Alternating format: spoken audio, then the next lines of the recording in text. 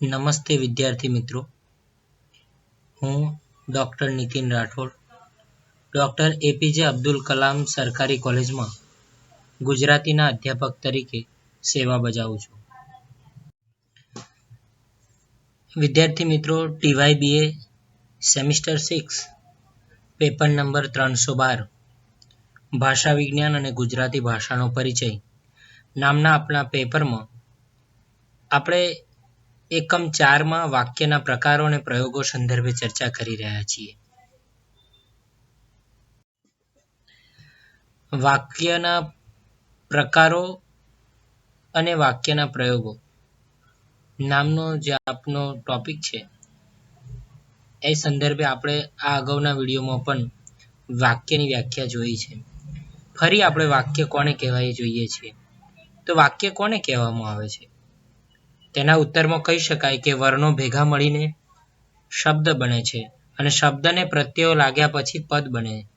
આ પદો ચોક્કસ ક્રમમાં એટલે કે કર્તા, કર્મ અને ક્રિયાપદના ક્રમમાં ગોઠવાઈને તેમાંથી અર્થ નિષ્પન્ન થાય ત્યારે તે પદરચનાને વાક્ય બને છે અથવા વાક્ય કહેવાય છે. સાદી ભાષામાં કહેવું હોય તો કહી શકાય કે ચોક્કસ ક્રમમાં ગોઠવાયેલા શબ્દોનો એવો સમૂહ જે સંપૂર્ણ અર્થ ધરાવતો હોય તેને વાક્ય કહેવાય છે.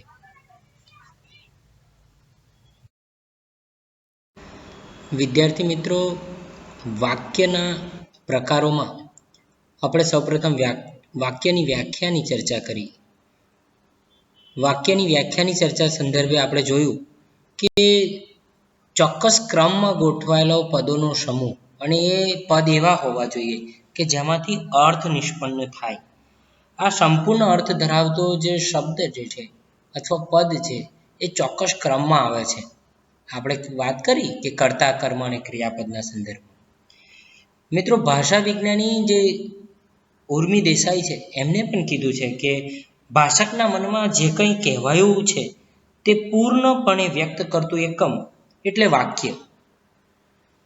એટલે વાક્ય એટલે લઘુત્તમ પૂર્ણ ઉક્તિ, એવી એમને વ્યાખ્યા વાક્યના સંદર્ભે આપેલી છે. તો આવી વિવિધ એવી વ્યાખ્યાઓ આપણને પ્રાપ્ત થઈ શકે છે વાક્યની. તો હવે મિત્રો આપણે વાક્યના પ્રકારોની ચર્ચા કરીએ છીએ. અહીંયા વાક્યના કુલ 3 પ્રકારોના વિભાજનમાં વાક્યના પ્રકારોને વહેંચ્યા છે. રચનાની દ્રષ્ટિએ કેટલાક વાક્યના પ્રકારો, પ્રયોજનની દ્રષ્ટિએ અને કારકત્વની દ્રષ્ટિએ વાક્યના પ્રકારો. મિત્રો, રચનાની દ્રષ્ટિએની વાત આપણે પહેલાં કરી ચૂક્યા છે. પ્રયોજનની દ્રષ્ટિએ વાક્યના પ્રકારો રહેલા છે એની પણ વાત કરી ચૂક્યા છે. આ વિડીયોની અંદર આપણે 3જા નંબરનો જે ટોપિક છે આપણો, કારકત્વની દ્રષ્ટિએ વાક્યના પ્રકારો, કર્તરી, કર્મણી, ભાવે અને પ્રેરક વાક્યો, જેના સંદર્ભે આપણે આજે ચર્ચા કરવાના છીએ. કારકત્વની દ્રષ્ટિએ વાક્યના જે પ્રકારો રહેલા છે તેની અંદર પહેલો પ્રકાર આપણો જે છે વાક્યનો એ કર્તરી વાક્ય છે. તો કર્તરી વાક્ય કોને કહેવામાં આવે છે? અહીંયા વ્યાખ્યા મેં આપેલી છે એના સંદર્ભે ચર્ચા કરીએ તો જે વાક્યમાં કર્તા કેન્દ્ર સ્થાને હોય તેવા વાક્યને કર્તરી વાક્ય કહેવામાં આવે છે. દાખલા તરીકે, સુજાતા પુસ્તક વાંચે છે. ઉદાહરણને સમજીએ અને એક બાજુ વ્યાખ્યાને સમજીએ તો અહીંયા શું કહેવામાં આવ્યું છે કે જે વાક્યમાં કર્તા કેન્દ્ર સ્થાને છે. એટલે કે અહીંયા ઉદાહરણમાં કીધું છે કે સુજાતા પુસ્તક વાંચે છે, એટલે સુજાતા કર્તા છે અને સુજાતા પુસ્તક વાંચે છે એ વાક્યમાં કેન્દ્ર સ્થાને કોઈ રહેલું હોય અને એમાં જો કર્તા કેન્દ્ર સ્થાને રહેલું હોય તો એ કોણ છે? સુજાતા છે. તો સુજાતા કર્તા છે અને એ જ કેન્દ્ર સ્થાને છે, કારણ કે પુસ્તક કોણ વાંચે છે? સુજાતા વાંચે છે. તેથી આ ઉદાહરણ છે કર્તરી વાક્યનું બને છે. તો અહીંયા 2 મુદ્દા ધ્યાન પર લેવાના છે. એક કે કર્તા કેન્દ્ર સ્થાને હોય છે અને બીજો નંબર પર અહીંયા એ છે કે ઉદાહરણમાં જે વાત કરીએ કે સુજાતા પુસ્તક વાંચે છે, સુજાતા કર્તા છે માટે કેન્દ્ર સ્થાને સુજાતા છે, જેથી આ ઉદાહરણ આપણને કર્તરીનું બને છે. આગળ બીજું ઉદાહરણ જોઈએ. મિત્રો, બીજો પ્રકાર આપણો કર્મણી વાક્ય છે. કર્મણી વાક્યની ચર્ચા કરતા પહેલા આપણે કર્તરી વાક્યની વ્યાખ્યાને એકવાર યાદ કરી લઈએ કે કર્તરી વાક્યની વ્યાખ્યાની અંદર આપણે વાત કરેલી કે જે વાક્યમાં કર્તા કેન્દ્ર સ્થાને હોય. જ્યારે અહીંયા બીજા નંબરનો પ્રકાર આપણો કર્મણી છે, એની વ્યાખ્યામાં શું કહે છે? જો કે જે વાક્યમાં કર્મ કેન્દ્ર સ્થાને હોય તેવા વાક્યને કર્મણી વાક્ય કહેવામાં આવે છે.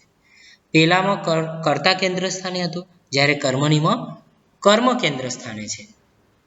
તો કર્મણી વાક્યની અંદર કર્મ કેન્દ્ર સ્થાને છે. અહીંયા મેં બે ઉદાહરણ આપ્યા છે કે સુજાતાથી પુસ્તક વંચાય છે. પહેલું ઉદાહરણ હતું કર્તરીની અંદર સુજાતા પુસ્તક વાંચે છે, જ્યારે અહીંયા કર્મણીમાં પહેલું ઉદાહરણ કયું છે? સુજાતાથી પુસ્તક વંચાય છે. બીજું ઉદાહરણ છે સુજાતા દ્વારા પુસ્તક વાંચવામાં આવે છે. આ બંને કર્મણી વાક્યના ઉદાહરણો છે. એનું સૌથી પહેલું લક્ષણ એ છે કે વાક્યમાં કર્મ કેન્દ્ર સ્થાને છે અને અહીંયા કર્મ શું છે? પુસ્તક વાંચવાનું. તો પુસ્તક વાંચવાનું કર્મ કેન્દ્ર સ્થાને હોવાને કારણે આપણને આ ઉદાહરણ કર્મણી વાક્યનું પ્રાપ્ત થાય છે. આ વાક્ય રચનાની અંદર કર્તરીમાંથી કર્મણી વાક્ય રચના બની એની અંદર શું આપણને ધ્યાન, શું ચેન્જ લાગ્યો છે, શું પરિવર્તન અથવા કયો મુદ્દો ધ્યાન રાખવા જેવો છે? તો તમે જુઓ કે કર્તરી વાક્ય હતું એની અંદર આપણે લખ્યું હતું કે સુજાતા પુસ્તક વાંચે છે. જ્યારે અહીંયા શું છે? જુઓ કે કર્તરીમાંથી કર્મણી બનાવવા માટે આપણે કર્તાને થી લગાડ્યું, સુજાતા થી. અથવા બીજા નંબરનું ઉદાહરણ જોઈએ તો સુજાતા દ્વારા. તો આ બે મુખ્ય આપણે કર્તાને થી લગાડ્યો અથવા દ્વારા લગાડ્યો, એ બે પરિવર્તન જોઈ શકીએ. બીજા નંબરનું પરિવર્તન જોવું હોય કર્તરીમાંથી કર્મણી વાક્ય બનાવવા માટે તો ક્રિયાપદને આ વાળું રૂપ લાગ્યું, જેમ કે પુસ્તક વંચાય છે. આ વંચાય છે, પેલા વાંચે છે. તું સુજાતા પુસ્તક વાંચે છે. વાંચે છે શબ્દ ઉપર ભાર મૂકો, કારણ કે એ ક્રિયાપદ છે. તો વાંચવાની જે ક્રિયા હતી વાંચે છે એની જગ્યાએ અહીંયા આ લાગ્યો આ પ્રત્યય, તો આ વાળું રૂપ બન્યું વંચાય છે. જ્યારે બીજા નંબરનું ઉદાહરણ તો જુઓ તમે કે સુજાતા દ્વારા પુસ્તક વાંચવામાં આવે છે. વાંચવામાં આવે છે તો માં પ્લસ આવ વાળું રૂપ એટલે વાંચવામાં આવ. વાંચવામાં આવ, માં પ્લસ આવ વાળું રૂપ લગાડવામાં આવ્યું છે. તો તમે જોઈ શકો છો કે કેવી રીતે કર્તરીમાંથી કર્મણી બનાવવા માટે શું પરિવર્તન લાગે છે. બે મુદ્દા યાદ રાખવાના છે મિત્રો. કર્તાને થી અથવા દ્વારા લગાડવામાં આવે છે. બીજા નંબર પર કર્તરીમાંથી કર્મણી બનાવવા માટે ક્રિયાપદમાં આ લગાડવામાં આવે છે, ક્રિયાપદનું આ વાળું રૂપ, કાં તો માં પ્લસ આવ વાળું રૂપ આપણને લગાડવામાં આવે તો કર્તરીમાંથી કર્મણી વાક્ય બને છે. બીજી એક મહત્વની વસ્તુ એ પણ તમારે ધ્યાન આપવાની છે કે ક્યારે માં પ્લસ આવ વાળું રૂપ લગાડવાનું છે અને ક્યારે થી અને આ વાળું રૂપ લગાડવાનું છે. તો જુઓ, જ્યારે કર્તાને થી લાગે છે, અહીંયા જુઓ સુજાતાથી પુસ્તક વંચાય છે, જો વાક્યની અંદર કર્તાને થી લાગ્યો હોય તો ક્રિયાપદમાં આ વાળું રૂપ લગાય છે, વંચાય છે. ત્યાં માં પ્લસ આ વાળું રૂપ લગાડવાનું નથી. એટલે સુજાતાથી પુસ્તક વંચાય છે. બીજો નિયમ આપણે જોઈ લઈએ કે ક્યારે દ્વારા લગાડવામાં આવે છે. જો જ્યારે કર્તાને દ્વારા લગાડવામાં આવે કે સુજાતા દ્વારા પુસ્તક વાંચવામાં આવે છે, એટલે કે સુજાતા દ્વારા પુસ્તક વાંચવામાં આવે છે, એટલે વાંચવામાં માં પ્લસ આવ વાળું રૂપ લગાડવામાં આવે છે જ્યારે કર્તાને દ્વારા લગાડવામાં આવે ત્યારે. તો થી લગાડવામાં આવે છે ત્યારે આ લાગે છે રૂપમાં ક્રિયાપદને, અને દ્વારા લગાડીએ છીએ ત્યારે માં પ્લસ આ વાળું રૂપ લગાડવામાં આવે છે. તો આ રીતે કર્તરીમાંથી કર્મણી બે રીતે બને છે. એક સુજાતાથી પુસ્તક વંચાય છે અને બીજા નંબર પર સુજાતા દ્વારા પુસ્તક વાંચવામાં આવે છે.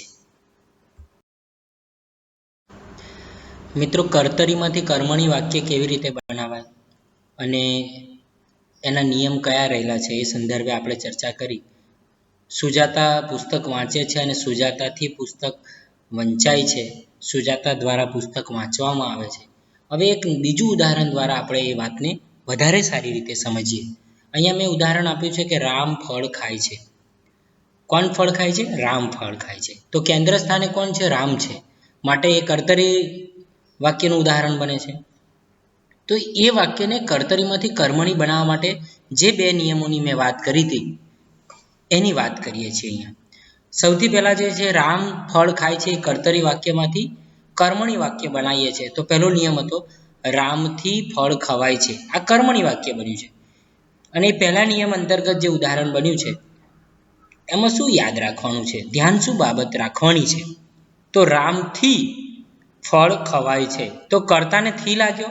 પહેલો નિયમ એ હતો કે કર્તાને થી લાગે અને ક્રિયાપદમાં આ વાળું રૂપ.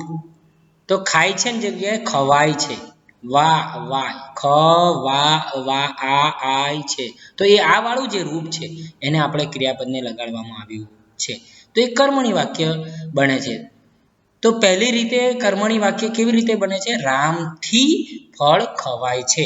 કર્તાને થી લાગ્યો છે અને ક્રિયાપદમાં આ વાળું રૂપ લગાડવામાં આવે છે. તો એ કર્મણી વાક્ય બની જાય છે. બીજું ઉદાહરણ જોઈએ અને બીજો નિયમ પણ સાથે ચર્ચા કરીએ. ઉદાહરણ હતું કર્તરી વાક્યનું રામ ફળ ખાય છે.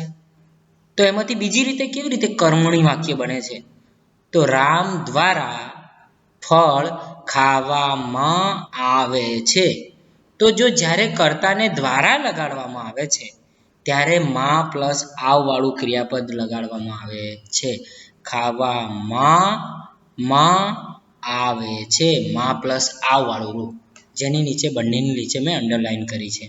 તો જ્યારે થી લાગે છે કર્તાને ત્યારે આ વાળું રૂપ લાગે છે ક્રિયાપદને, અને જ્યારે કર્તાને દ્વારા લગાડવામાં આવે છે ત્યારે માં પ્લસ આવ વાળું ક્રિયાપદનું રૂપ લાગવામાં આવે છે અથવા લગાડવામાં આવે છે. તો કર્મણીમાં કર્તરીમાંથી કર્મણી આ રીતે બનાવવામાં આવે છે. તો તમે જોઈ શકો છો કે બે રીત આપણે ચર્ચા કરી એ બંને રીતોને આપણે સમજાવી છે કે કર્તરીમાંથી કર્મણી કેવી રીતે બનાવવામાં આવે છે. તો ઉપરના ઉદાહરણમાં તમે જોઈ શકો છો કે કર્તરી વાક્ય રચનામાંથી કર્મણી વાક્ય રચના કેવી રીતે બનાવી શકાય છે.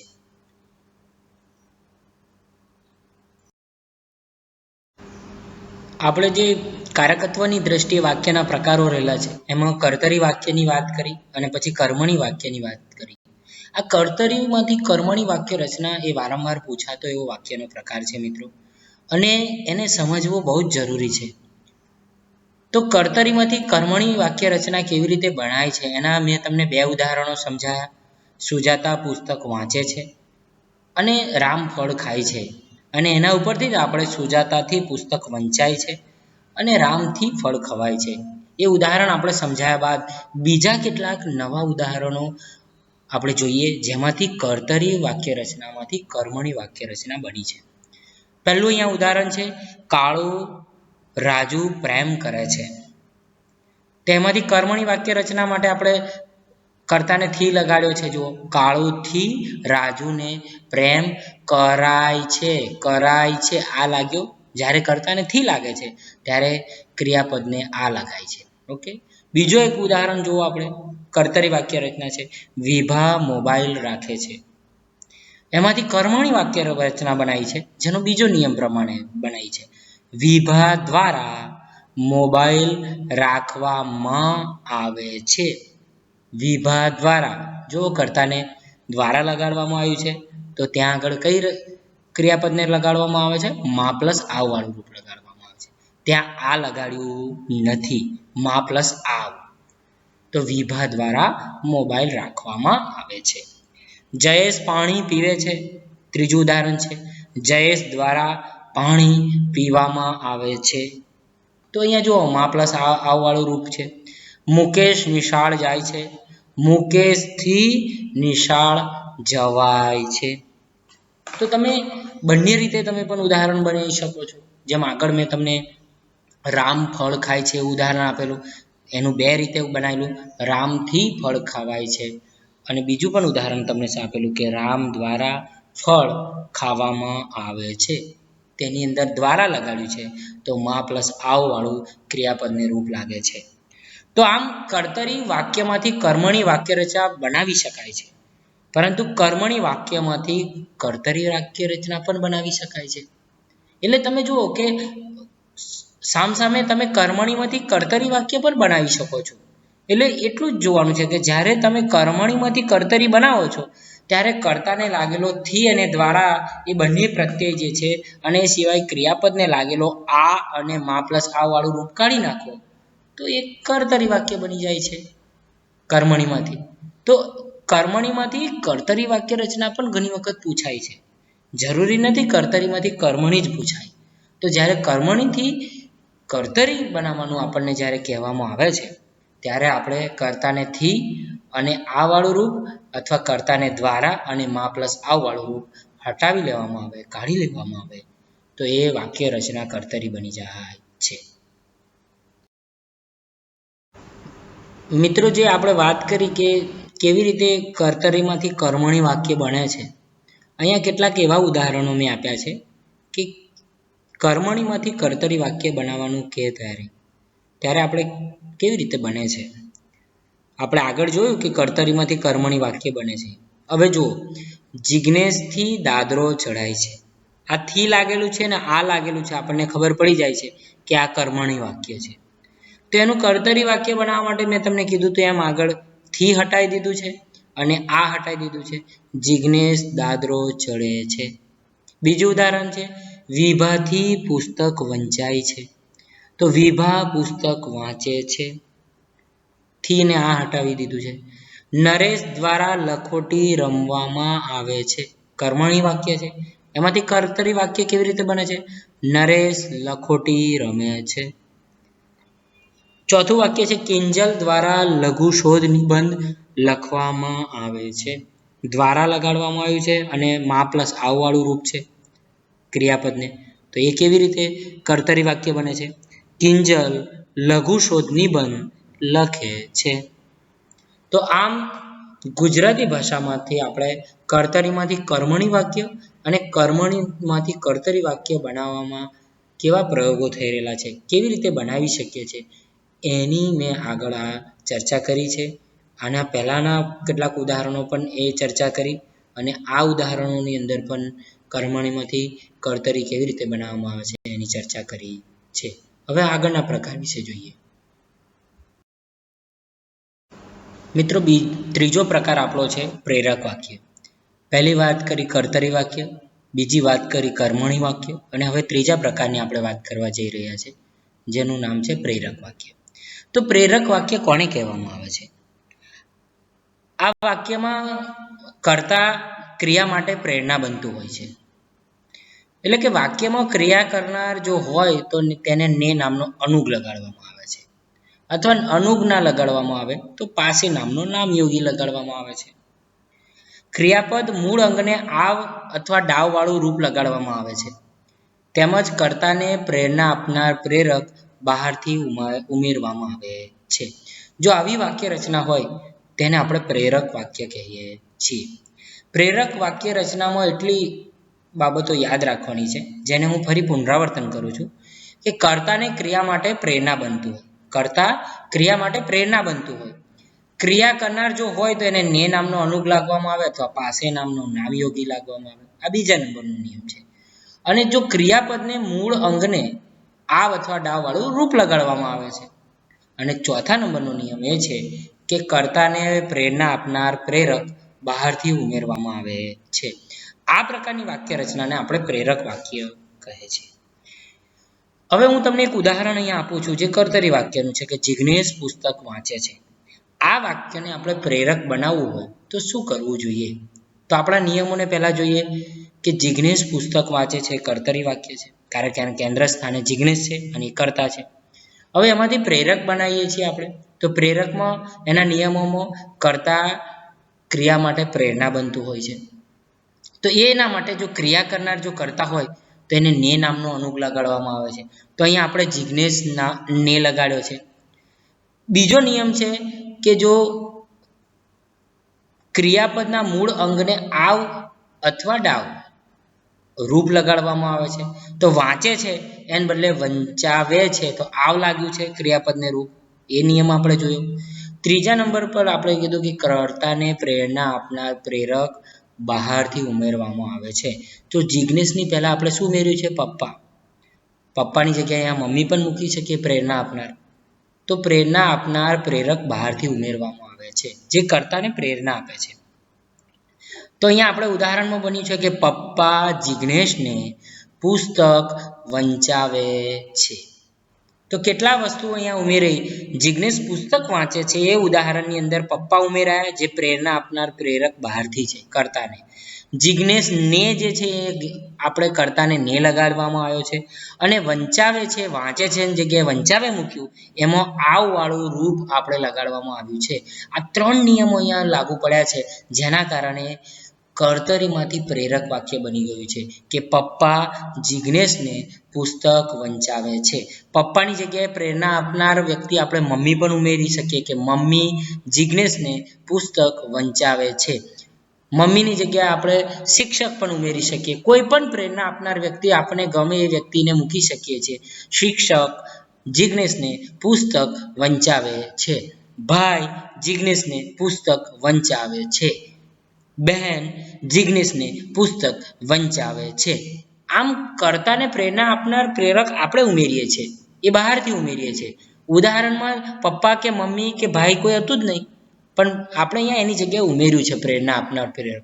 એટલે જિગ્નેશને પુસ્તક વંચાવે છે તો કોણ વંચાવે છે? તો પપ્પા વંચાવે છે. એ અર્થમાં જિગ્નેશને ને પ્રત્યે લાગ્યો અને વંચાવે છે વાંચેની જગ્યાએ વંચાવે છે એમાં આવવાળું ક્રિયાપદને મૂળ અંગને પ્રત્યે લાગ્યું છે રૂપ લગાડવામાં આવ્યું છે. તો આ રીતના કર્તરી વાક્યમાંથી કર્મ પ્રેરક વાક્ય આપણે બન્યું છે. જો મિત્રો આને કર્મણી વાક્યમાં બનાવી દીધું હોત તો જિગ્નેશથી પુસ્તક વંચાય છે એમ બની જતું, પરંતુ અહીંયા આપણે પ્રેરક વાક્ય બનાવ્યું છે. બીજું ઉદાહરણ આપણે બીજી રીતે એ વાક્યને સમજીએ પ્રેરક વાક્યને કે પપ્પા જિગ્નેશ પાસે પુસ્તક વંચાવડાવે છે. આ બીજો નિયમ છે. પપ્પા તો આપણે ઉમેર્યો બહારથી પ્રેરક. હવે આપણે ને નામનો અનુગ ના ઉમેરીએ તો એની જગ્યાએ શું ઉમેરાય? તો પાસે નામનો નામયોગી ઉમેરાય છે.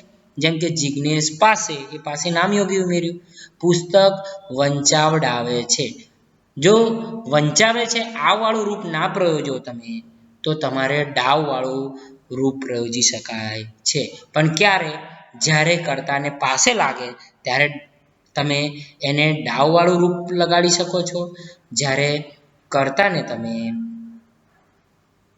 ને નામનો પ્રત્યય લગાડો છો ત્યારે આવ વાળું રૂપ લગાડવામાં આવે છે. તો અહીંયા તમે જુઓ કે પપ્પા જિગ્નેશ પાસે પુસ્તક વંચાવડાવે છે. તો અહીંયા ડાવ નામનું જે રૂપ જે છે એ લગાડવામાં આવ્યું છે અને એના દ્વારા આપણને પ્રેરક વાક્ય બનાવડાવ્યું છે. તો અહીંયા જે ડાવ જે છે એ ડાવ આપણને એ રીતના પ્રાપ્ત થાય છે. એમાં ડાવની જગ્યાએ તમે પાછળ જોઈ શકો છો આવ વાળું રૂપ પણ છે. તો ડાવ અને આવ આ રીતના પણ તમે જોઈ શકો છો કે કેવી રીતે અહીંયા આવ વાળું રૂપ લગાડવામાં આવ્યું છે. વંચાવડાવે છે. તો આ રીતના તમે કર્તરીમાંથી પ્રેરક વાક્ય બનાવી શકો છો. મિત્રો કેટલાક ઉદાહરણો દ્વારા આપણે પ્રેરક વાક્યને વધારે સારી રીતે સમજીએ. આગળ મેં તમને એક ઉદાહરણ જિગ્નેશ પુસ્તક વાંચે છે અને પપ્પા જિગ્નેશને પુસ્તક વંચાવે છે એ દ્વારા પ્રેરક વાક્યની વાતની ચર્ચા કરી છે. અહીંયા કેટલાક નવા ઉદાહરણો સાથે આપણે આ વાતને વધારે સારી રીતે સમજીએ. અહીંયા ઉદાહરણમાં કર્તરી વાક્ય આપ્યું છે. દર્દી દવા પીવે છે. કર્તરી વાક્ય છે. એને આપણે પ્રેરક વાક્ય બનાવ્યું છે. નર્સ દર્દીને દવા પીવડાવે છે. તો અહીંયા તમે જોઈ શકો છો કે નર્સ નામનું આપણે પ્રેરણા આપનાર પ્રેરક ઉમેર્યું છે. દર્દીને ને નામનો અનુગ લગાડવામાં આવ્યો છે. દવા પીવડાવે છે. આવ નામનું પ્રત્યય આવ નામનો જે આપણું ક્રિયાપદ છે ઉમેરવામાં આવ્યું છે. તમે જોઈ શકો આવ વાળું રૂપ ઉમેરવામાં આવ્યું છે ક્રિયાપદને. તો એ રીતના આપણે જોયું છે કે ને લાગે છે ત્યારે આવ લગાવીએ છીએ આપણે.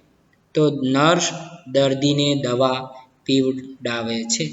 બીજું ઉદાહરણ છે સુનીતા પુસ્તક વાંચે છે. એનું આપણે જુઓ તમે નેહા સુનીતા પાસે પુસ્તક વંચાવડાવે છે. અહીં ડાવા એવું નામનું રૂપ ઉમેર્યું છે. જુઓ ક્રિયાપદને વંચાવડાવે છે. અને સુનીતા પાસે નામનું નામયોગી ઉમેરવામાં આવ્યું છે કર્તાને. અને નેહા નામનું પ્રેરક અથવા પ્રેરણા આપનાર, કર્તાને પ્રેરણા આપનાર પ્રેરક બહારથી ઉમેરવામાં આવ્યું છે. તો નેહા સુનીતા પાસે પુસ્તક વંચાવડાવે છે. નેહાની જગ્યાએ આપણે બહારથી પ્રેરણા આપનાર કોઈ બીજું પણ ઉમેરી શકીએ છીએ. અધ્યાપક સુનીતા પાસે પુસ્તક વંચાવડાવે છે. જિજ્ઞેશ ખાય છે, ઉદાહરણ છે કર્તરી વાક્યનું. પ્રેરક બનાવ્યું છે, બા જિજ્ઞેશને ખવડાવે છે. જ્યારે ને લાગે છે પ્રત્યય કર્તાને અનુગ લાગે છે ત્યારે આવ નામનું રૂપ ઉમેરવામાં આવે છે, અને જ્યારે કર્તાને પાસે લગાડવામાં આવે છે ત્યારે ડાવ નામનું રૂપ આપણે ક્રિયાપદને લગાડીએ છીએ. એક બીજું ઉદાહરણ જોઈએ. રમેશ પુસ્તકના પૈસા માંગે છે. આગળ એનું જો પપ્પા રમેશ પાસે પુસ્તકના પૈસા મંગાવડાવે છે. પાસે ઉમેરાયું, ડાવ ઉમેરાવડાયું ક્રિયાપદને નવરૂપ, અને પપ્પા નામનું પ્રેરણા આપનાર પ્રેરક બહારથી ઉમેરવામાં આવ્યું છે. તો આ રીતના આપણે કર્તરી વાક્યમાંથી પ્રેરક વાક્ય બનાવીએ છીએ. તો એ રીતના આપણને કર્તરીમાંથી પ્રેરક વાક્ય બનાવી શકીએ છીએ. તો આ ઉદાહરણ દ્વારા આપણે નિયમો સમજી શક્યા કે કેવી રીતે કર્તરી વાક્યમાંથી પ્રેરક વાક્ય બને છે. એટલે આપણે જેવી રીતે મિત્રો કર્તરીમાંથી પ્રેરક વાક્ય બનાવતા શીખ્યા છે, આમ ગુજરાતીમાં પ્રેરક વાક્ય બનાવવામાં આવે છે, પણ પ્રેરકમાંથી પુનઃપ્રેરક પણ આપણે બનાવી શકીએ છીએ. તો એના વિશે પણ થોડીક આપણે ચર્ચા કરીએ. તો પ્રેરકમાંથી પુનઃપ્રેરક બનાવવા માટે આપણે એક મૂળ જે પ્રેરક વાક્ય હોય એને પુનઃપ્રેરક બનાવવા માટે બહારથી કર્તાને દ્વારા, થકી, વડે જેવા નામયોગ્યો લગાડવામાં આવે છે, અને ક્રિયાનું જે મૂળ અંગ હોય એને આવ કે ડાવ રૂપથી સિદ્ધ થયેલું હોય, અને તેને ફરીથી બીજો પુનઃપ્રેરક એટલે કે બીજો પ્રેરકનું પ્રત્યય રૂપ ડાવ કે રાવ લગાવવામાં આવે છે. તેમજ કર્તાને પ્રેરણા આપનાર પ્રેરક આગળ બીજો પ્રેરક ઉમેરવામાં આવે છે. તો થોડાક નવા નિયમો સાથે પુનઃપ્રેરક બની શકે છે. જેમ કે અહીંયા એક ઉદાહરણ છે, એ દ્વારા હું આગળની વાતને ફરી સમજાવું છું. જેમ કે આપણે કીધું કે જિજ્ઞેશ પુસ્તક વાંચે છે, એના ઉપરથી આપણે પ્રેરક વાક્ય બનાવ્યું કે પપ્પા જિજ્ઞેશને પુસ્તક વંચાવે છે. આવું પ્રેરક વાક્ય બનાવ્યું છે અને એ આપણે શીખ્યા છે. હવે પુનઃપ્રેરક બનાવવા માટે શું કરવાનું છે? તો જુઓ, નીચે ઉદાહરણ આપ્યું છે કે મમ્મી પપ્પા દ્વારા જિજ્ઞેશને પુસ્તક વંચાવડાવે છે. એટલે તમે જોઈ શકો છો કે પુનઃપ્રેરક બનાવવા માટે પપ્પા જિજ્ઞેશને પુસ્તક વંચાવતા હતા, પણ એની આગળ પપ્પાની આગળ બીજો પુનઃપ્રેરક લગાડ્યો છે, મમ્મી. એટલે કર્તાની અંદર પ્રેરણા આપનાર એક પ્રેરક તો હતો જ પપ્પા, પરંતુ એના દ્વારા બીજો એક પ્રેરક ઉમેરાયો જે મમ્મી છે. એટલે અહીંયા આપણે ઉદાહરણ લીધું છે કે મમ્મી પપ્પા દ્વારા જિજ્ઞેશને પુસ્તક વંચાવડાવે છે. વંચાવે છે એવું હતું પ્રેરક વાક્યમાં, આમાં વંચાવડાવે છે. તો ડાવ ને આવ વાળું એક નવું રૂપ આપણે ઉમેરવું પડે, લગાડવામાં આવે. કોને? મૂળ ક્રિયાપદને. તો મૂળ ક્રિયાને એ ડાવ કે આવ વાળું રૂપ લગાડવામાં આવે છે, અને એની પહેલા આપણે દ્વારા, થકી કે વડે જેવા નામયોગીઓ લગાડવામાં આવે છે. અને ત્રીજો નંબર કે કર્તાને પ્રેરણા આપનાર પ્રેરક આગળ બીજો પ્રેરક લગાડવામાં આવે છે, એટલે એને પુનઃપ્રેરક કહેવામાં આવે છે. એટલે પપ્પા આગળ આપણે મમ્મી લગાડ્યું, તો મમ્મી પપ્પા દ્વારા જિજ્ઞેશને પુસ્તક વંચાવડાવે છે. તો આ રીતના આપણે પુનઃપ્રેરક બનાવી શકીએ છીએ. બીજું ઉદાહરણ જુઓ. મમ્મી પપ્પા થકી જિજ્ઞેશ પાસે પુસ્તક વંચાવડાવે છે. જો અહીંયા બે વસ્તુ ધ્યાનમાં આવે છે કે પાસે અને ડાવ, આ બે આપણે પહેલા મૂકતા હતા પ્રેરકમાં. હવે જુઓ તો પપ્પા પહેલા મમ્મી મૂક્યા, એટલે મમ્મી એ આપણા પ્રેરકને પ્રેરણા આપનાર પુનઃપ્રેરક તરીકે મમ્મી એ તો સમજી ગયા, બીજો પ્રેરક છે. પપ્પા પહેલો પ્રેરક હતા એટલે પુનઃપ્રેરક થઈ ગયું. હવે જુઓ આગળના ઉદાહરણમાં આપણે દ્વારા નામયોગી લાગેલો, અહીંયા શું છે? થકી લગાડ્યો છે. જ્યારે આગળમાં જિજ્ઞેશ ને નામનો અનુગ લાગેલો હતો, જ્યારે અહીંયા જિજ્ઞેશ પાસે છે તો નામયોગી છે. એટલે એ બે ભેદ છે. પેલામાં આવ હતું, જ્યારે આમાં ડાવે છે, એવું આપણે ક્રિયાનું રૂપ નવું ઉમેર્યું છે.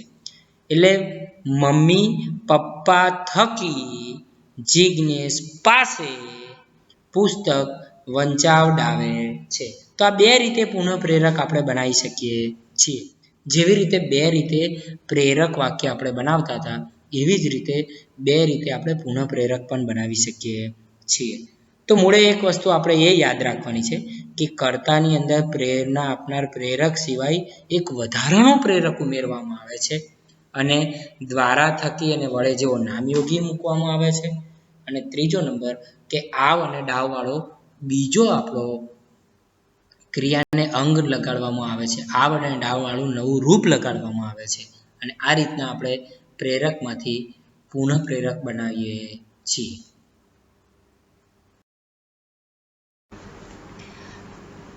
મિત્રો, પ્રેરક વાક્યમાંથી પુનઃપ્રેરક વાક્યના આપણે કેટલાક નિયમોની ચર્ચા કરી, એનું ઉદાહરણ આપીને સમજ્યા પણ ખરા. પણ બીજા થોડાક વધારે દ્રષ્ટાંતો લઈને એ વાતને સમજીએ કે કેવી રીતે પ્રેરક વાક્યમાંથી પુનઃપ્રેરક વાક્ય બને છે. એના કેટલાક નવા ઉદાહરણો સાથે આપણે ચર્ચા કરીએ. અહીંયા પ્રેરક વાક્યનો એક તરફ મેં લખ્યા છે ને એક બાજુ પુનઃપ્રેરક વાક્ય લખ્યું છે, એટલે તમને સમજાય. હું વારાફરતી વાંચું છું. નર્સ દર્દીને દવા પીવડાવે છે. આ વાક્યમાંથી પુનઃપ્રેરક બનાવ્યું છે. ડૉક્ટર નર્સ દ્વારા દર્દીને દવા પીવડાવે છે. તો ડાવ નામનું નવું જે રૂપ લગાડવામાં આવ્યું છે. દર્દીને ને તો અનુગ લાગેલો જ હતો. દ્વારા નામનું જે નામયોગી છે એ લાગવામાં આવ્યો છે. અને નર્સ હતો પ્રેરક, પણ એમાં પુનઃપ્રેરક વધારાનું ડૉક્ટર આવ્યું છે. તો ડૉક્ટર નર્સ દ્વારા દર્દીને દવા પીવડાવે છે. નેહા સુનીતા પાસે પુસ્તક વંચાવડાવે છે.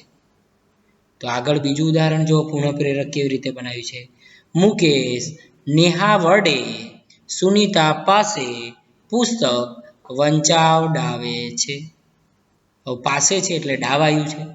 પેલામાં ને હતો એટલે આવ હતું. બીજું એક ઉદાહરણ જોઈએ. બા જિજ્ઞેશને ખવડાવે છે. એનું પુનઃપ્રેરક જુઓ. દાદી બા થકી જિજ્ઞેશને ખવડાવડાવે છે. તો તમે જોઈ શકો છો, અને દરેક જ્યાં આગળ ચેન્જ આવ્યા છે, નવું પ્રેરક પુનઃપ્રેરક ઉમેર્યું છે. પુનઃપ્રેરકમાં કયા મુદ્દાઓ નવા ઉમેરાયા છે એની નીચે મેં અંડરલાઈન કર્યું છે. જેમ કે દાદી થકી ખવડાવડાવે છે, એમાં ડાવ છે એ, આ બધી વસ્તુઓ ઉમેરાય છે જે પ્રેરકમાંથી પુનઃપ્રેરક બનાવવા માટે. છેલ્લું ઉદાહરણ સમજીએ. પપ્પા રમેશ પાસે પુસ્તકના પૈસા મંગાવડાવે છે. એમાં પુનઃપ્રેરકનું ઉદાહરણ જુઓ. મોટી બહેન પપ્પા મારફત રમેશ પાસે પુસ્તકના પૈસા મંગાવડાવે છે. તો આ રીતે તમે જોઈ શકો છો મિત્રો, પ્રેરકમાંથી પુનઃપ્રેરક પણ આપણે બનાવી શકીએ છીએ. મિત્રો, આપણે અહીંયા કારકત્વની દ્રષ્ટિએ જે વાક્યના પ્રકારો જે રહેલા છે, એ પ્રકારોની અંદર આપણે કર્તરી વાક્યની વાત કરી, કર્મણી વાક્યની વાત કરી, આપણે પ્રેરકની વાત કરી, પુનઃપ્રેરકની વાત કરી, અને હવે ચોથા નંબર પર આપણે વાત કરીએ છીએ ભાવે પ્રયોગ અથવા ભાવે વાક્ય.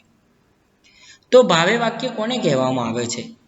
આ વાક્ય રચનામાં કર્મ હોતું નથી અને ક્રિયાપદ ક્રિયાનો ભાવ સૂચવે છે. તો ભાવે વાક્યની અંદર સૌથી મહત્વનો મુદ્દો જો યાદ રાખવાનો હોય તો એ છે કે ભાવે વાક્ય રચનામાં કર્મ હોતું નથી. ક્રિયાપદ જ ક્રિયાનો ભાવ સૂચવે છે. આ બે મુદ્દા ઉપર આપણે ફોકસ કરવાનું છે. એક ઉદાહરણ લઈને આપણી વાત સમજીએ. અહીંયા મેં ઉદાહરણ આપ્યું છે, રમેશથી પુસ્તક વંચાય છે. આ કર્મણી વાક્ય છે, કારણ કે થી અને આ નામનો. પણ એની પહેલા આપણે કર્તરી વાક્ય પણ જોઈ શકીએ છીએ કે રમેશ પુસ્તક વાંચે છે. એના ઉપરથી કર્મણી વાક્ય બન્યું છે, રમેશથી પુસ્તક વંચાય છે. હવે આ વાક્યને આપણે ભાવે પ્રયોગ અથવા ભાવે વાક્ય બનાવવું હોય તો કેવી રીતે બનાય? તો આપણે વ્યાખ્યાને પણ સમજવાનું છે જોડે જોડે કે વાક્ય રચનામાં કર્મ હોતું નથી. તો કર્મ કયું છે? પુસ્તક છે. તો પુસ્તકને આપણે હટાવી દેવાનું છે. એટલે અહીંયા જો સીધું ક્રિયાપદ જ ક્રિયાનો ભાવ સૂચવે એને આપણે ભાવે પ્રયોગ અથવા ભાવે વાક્ય કહીએ છીએ. તો ઉદાહરણ કેવું બનશે? રમેશથી વંચાય છે. પુસ્તક નીકળી ગયું જે કર્મ હતું એ, કે રમેશથી વંચાય છે. આપણે લખી શકીએ છીએ કે જિજ્ઞેશ પુસ્તક લખે છે. આવું આપણે જ્યારે કર્તરી વાક્ય બનાવીએ છીએ એના ઉપરથી આપણે બીજું વાક્ય બનાવીએ કે જિજ્ઞેશથી પુસ્તક લખાય છે, એવું કર્મણી વાક્ય બનાવ્યું. જો એને આપણે ભાવે પ્રયોગ અથવા ભાવે વાક્ય બનાવવું હોય તો જિજ્ઞેશથી પુસ્તક નામનું જે કર્મ હતું એ હટાવી દેવું પડે છે અને આપણે બોલવું પડે છે કે જિજ્ઞેશથી લખાય છે. તો આ રીતના આપણે ભાવે પ્રયોગ અથવા ભાવે વાક્ય બનાવી શકીએ છીએ. તો ગુજરાતી ભાષામાં આવા વાક્યના પ્રકારો અને પ્રયોગો જોવા મળે છે, જેની અંદરથી તમે કર્તરીમાંથી કર્મણી પણ બનાવી શકો છો. કર્મણીમાંથી તમે પ્રેરક વાક્ય પણ બનાવી શકો છો અને પ્રેરકમાંથી તમે ભાવે પ્રયોગ પણ બનાવી શકો છો. છેલ્લે આપણે વાત કરતા પહેલા એક વાક્યને સમજીએ જે આપણે કારકત્વની દ્રષ્ટિએ વાક્યના પ્રકારો છે. એક ઉદાહરણ દ્વારા આપણે આખી વાત સમજીએ તો તમે જુઓ કે સુજાતા પુસ્તક વાંચે છે એવું એક વાક્ય હતું જે આપણે કર્તરી વાક્ય હતું. સુજાતા પુસ્તક વાંચે છે જેમાં કર્તા કેન્દ્ર સ્થાને હતું. કર્મણીની અંદર કર્મ કેન્દ્ર સ્થાને હોય છે. સુજાતાથી પુસ્તક વંચાય છે, આ કર્મણી વાક્ય હતું. એના ઉપરથી આપણે પ્રેરક વાક્ય બનાવ્યું જેની અંદર પ્રેરણા આપનાર પ્રેરક ઉમેરવામાં આવે છે. શિક્ષક સુજાતા દ્વારા અથવા શિક્ષક સુજાતાને પુસ્તક વંચાવે છે. આવ નામનું ને પ્રત્યય લગાડ્યો છે. શિક્ષક સુજાતાને પુસ્તક વંચાવે છે. તેને તમે પુનઃ પ્રેરકમાં પણ બનાવી શકો છો. આચાર્ય શિક્ષક થકી સુજાતાને પુસ્તક વંચાવડાવે છે. એને તમે પુનઃ પ્રેરક પણ બનાવી શકો છો અને એ જ વાક્યને તમે ભાવે વાક્ય પણ બનાવી શકો છો. જેમ કે સુજાતા પુસ્તક વાંચે છે અથવા સુજાતાથી પુસ્તક વંચાય છે, એનું આપણે ભાવે પ્રયોગ બનાવવો હોય તો સુજાતાથી વંચાય છે. અહીંયા પુસ્તક નામનું કર્મ બાદ થઈ જાય છે કારણ કે ભાવે પ્રયોગમાં અથવા ભાવે વાક્યમાં કર્મ હોતું નથી. તો આ રીતના આપણે વાક્યના પ્રકારો અને પ્રયોગોની અંદર એક વાક્યમાંથી કેવી રીતે કર્તરી વાક્ય બનાવી શકીએ છીએ, કેવી રીતે કર્મણી વાક્ય બનાવી શકીએ છીએ, કેવી રીતે પ્રેરક વાક્ય બનાવી શકીએ છીએ, કેવી રીતે પુનઃ પ્રેરક બનાવી શકીએ છીએ અને છેલ્લે કેવી રીતે ભાવે વાક્ય બનાવી શકીએ છીએ અથવા ભાવે પ્રયોગ બનાવી શકીએ છીએ, તેના પ્રયોગો પણ આપણે જોયા છે. વિદ્યાર્થી મિત્રો, વાક્યના પ્રકારો નામના ટોપિકમાં આપણે રચના રીતિની દ્રષ્ટિએ વાક્યના પ્રકારોની ચર્ચા કરી, પ્રયોજનની દ્રષ્ટિએ ચર્ચા કરી, વાક્યના પ્રકારો કયા પડે છે. ત્યારબાદ આપણે કારકત્વની દ્રષ્ટિએ વાક્યના પ્રકારો કયા પડે છે એની પણ વાત કરી અને એ સંદર્ભે આપણે જે વાક્યના પ્રકારો હતા એને આવરી લીધા. આ વાક્યના પ્રકારો અને પ્રયોગો નામનો મુદ્દો ખૂબ જ મહત્વનો છે. પરીક્ષામાં વારંવાર પૂછાય એવો મુદ્દો છે. તો તમે જોઈ શકો છો કેવી રીતે પ્રયોગો થઈ રહેલા છે, કેવી રીતે આપણે કર્તરી વાક્યમાંથી કર્મણી વાક્ય બનાવીએ છીએ, કેવી રીતે એના બદલે ભાવે વાક્ય બનાવીએ છીએ, પ્રેરક વાક્ય બનાવીએ છીએ. એ સમગ્રની ચર્ચા મેં આ મારા વિડીયોની અંદર કરી છે અને આગળના વિડીયોની અંદર રચના રીતિ અને પ્રયોજનની દ્રષ્ટિએ વાક્યના પ્રકારો કેવા હતા એની પણ વાત કરી છે.